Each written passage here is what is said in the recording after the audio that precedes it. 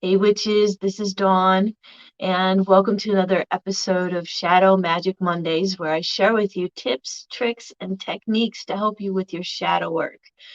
And in this episode, I'm going to share with you the 7 stages that you go through when you work on yourself, when you do shadow work. So I have my notes here, and I just want to share with you because what generally what happens is you get involved in something that's deep and has a lot of stuff that comes up, and it's good to know what to expect so that you can deal with it, right?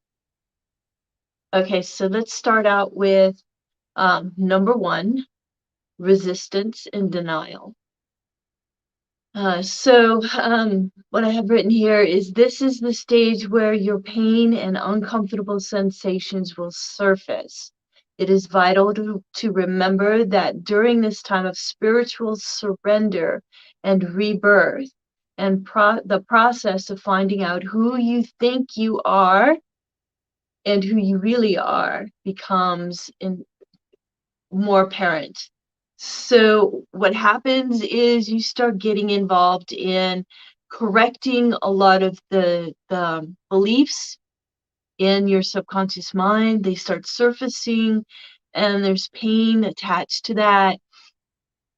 And you see, or actually really feel the pain, and you decide, I don't want that.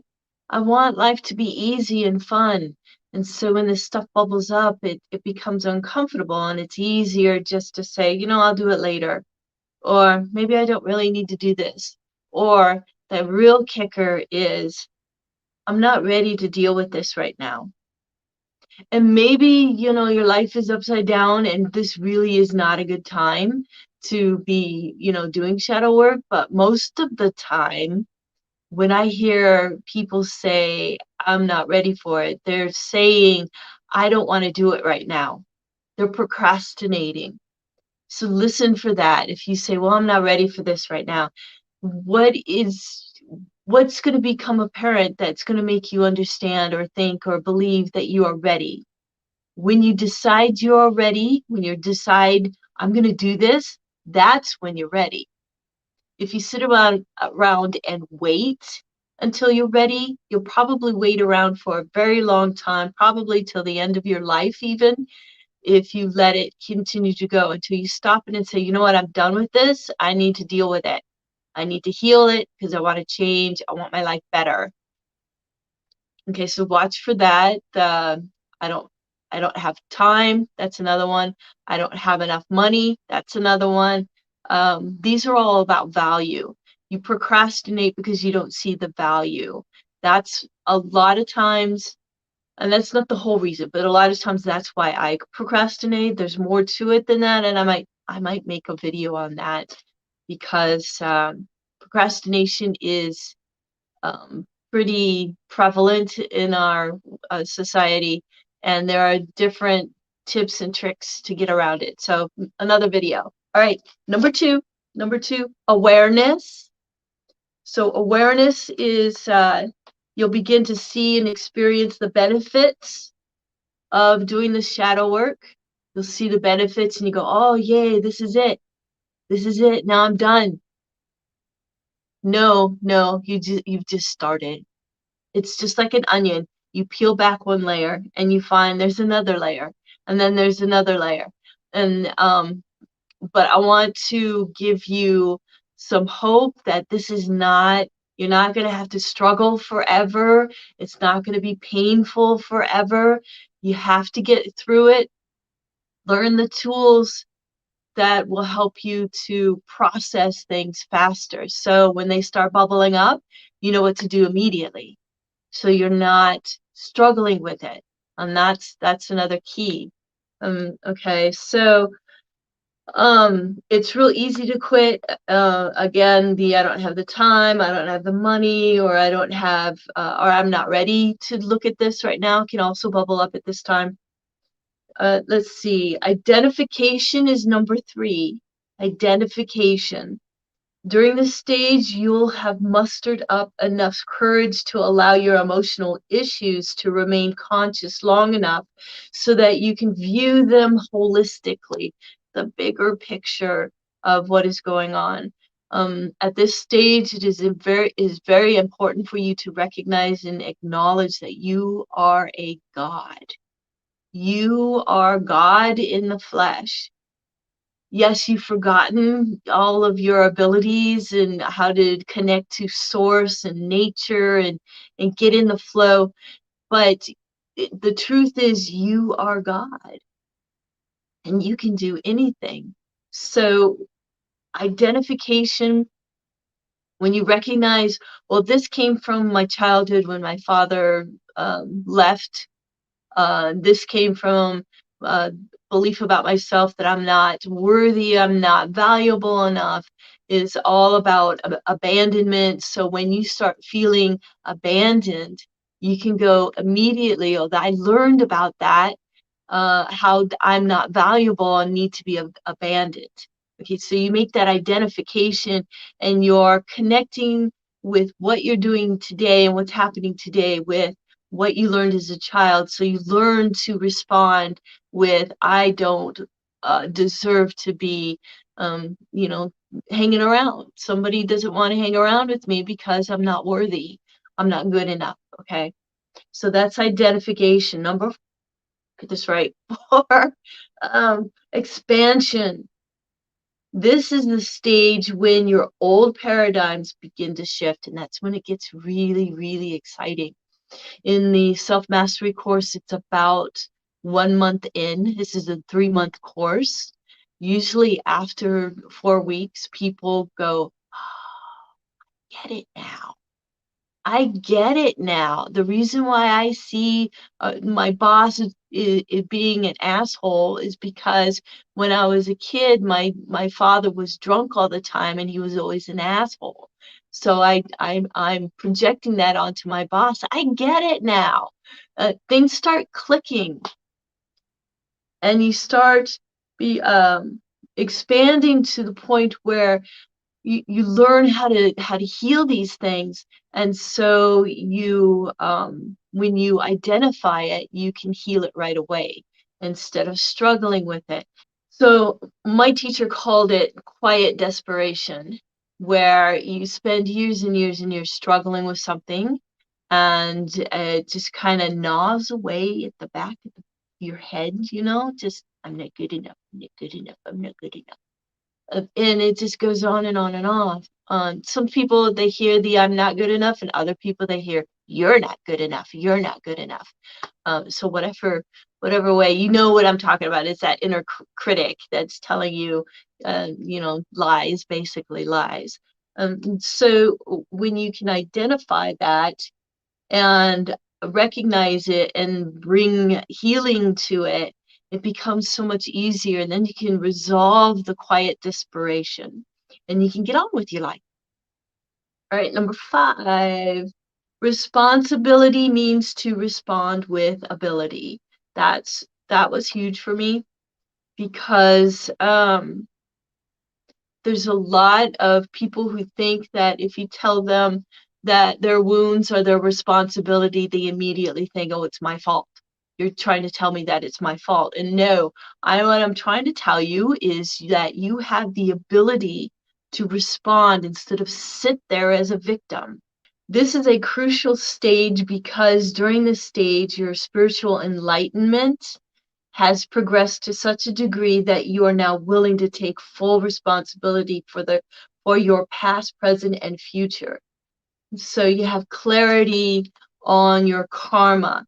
You understand the cause and effect that's going on with your toxic beliefs and how you behave and how you respond to people. And so you recognize that you're responsible because you're not a victim. If you're a victim, this happened to me, it's so-and-so's fault, they did it to me, now I am a wounded person because of them. If you don't change that narrative in your head, that story, then you will remain a victim. But if you go further, yeah, that person did this to me, and it hurt me, and I developed a belief about myself that I'm wounded, but I'm a God. I can change that. I can heal that. And then you go into nurturing your emotional needs, and that helps you feel comforted, helps you feel loved, and helps you feel like your self-confidence is building, and your self-worth and your self-love starts building up, and you start really feeling more like, I can conquer this, and then you can heal it, and deal with the I don't like the word deal with emotions, but using your emotions as a guidance system. Something's wrong here because I don't feel good. What am I feeling? And see what's bubbling up. What toxic belief is being triggered? And once you make that connection, because now you can identify it, then you can move forward in healing it. And healing it is just about it's along the lines of nurturing your emotional needs. It's really bringing the truth to it. So responding with ability is that you've learned the tools on how to process your toxic stuff that's coming up, how to deal with it, take care of it, heal it, and then you are able to respond properly. When you're in your ego, you're biased. You're trying to protect yourself using childish kind of defenses. And when you identify it and you understand how to use the tools, you respond with ability. You're responding properly. Okay. So number 6, this is self-empowerment. If you saw the other video about enlightenment and empowerment, you know that we in the West, we think of enlightenment as, well, I have knowledge. But empowerment is when you internalize and emotionalize. Then you have the energy or the empowerment to actually take action and do something. Okay. Self-empowerment. This is an awesome stage of spiritual development. At this stage, things really begin to flow. Using corrective exercises, you'll integrate the insights gained from your shadow work processes into your daily life. So you start integrating it, and you start feeling the empowerment and the energy to actually follow through. So procrastination is out of the picture now, because you feel that energy pushing you and energizing you and getting you to motivating you so that you can make action, so that you can respond with ability. Okay, 7 is creation, the final stage of your spiritual evolution, when your shadow work is really humming along, okay? This happens when you can create anything that you desire at will, because your word has become law within the universe. And the reason your word becomes law in the universe is because your energy is in alignment, your mind is in alignment, your heart is in alignment. Everything comes in alignment, and your body follows all of that. So now your chakras are all in alignment, and everything's flowing. And when everything is in alignment, then you can manifest what you want.